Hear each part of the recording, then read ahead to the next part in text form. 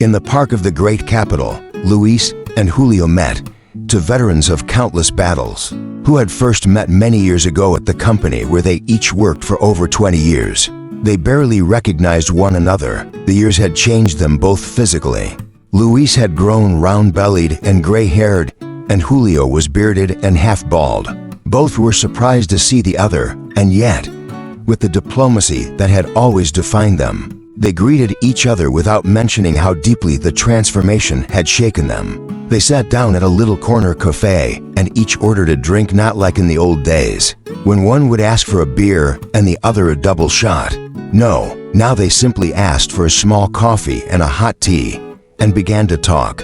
They shared how they now spent their time, where their only real responsibility was to eat breakfast and read the newspaper at the nearest park, or to walk for at least 30 minutes a day, not for sport anymore, but on medical advice and, as they had both come to understand, there is quite a difference. In the midst of their conversation, they each glanced at the other, and wonderful memories came flooding back, memories of the life they once had, full of energy. In those years, when it never occurred to them that they would end up like this, sitting on a corner, sipping from cups filled only halfway to avoid spilling, they reminisced aloud, speaking of their lives, and found themselves wrapped in their memories as though not wanting what little remained of life to slip away. They interrupted each other with stories, laughing and enjoying them just as they had so long ago. Luis looked up, tears welling in his eyes, and with a trembling voice, he spoke.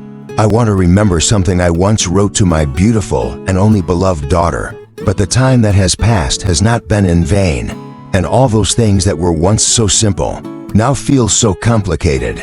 The words won't come, the memory fades, and the heart grows weary. But what remains is the most beautiful memory of my child whom I love dearly, and for whom I would give my life." Luis paused. His teary eyes and choked voice stopped him from continuing to tell his friend what he felt for his cherished daughter. Julio looked at him, offering a sincere smile. "My friend, it's true. For our children, the most precious thing is our love. And now we can go in peace, carrying one single treasure that we gave them everything." From the heart, Luis and Julio said their goodbyes, each heading down his own path. And the shopkeeper, as he wiped down their table and watched them go, could only say, "The old Luis spilled his coffee again."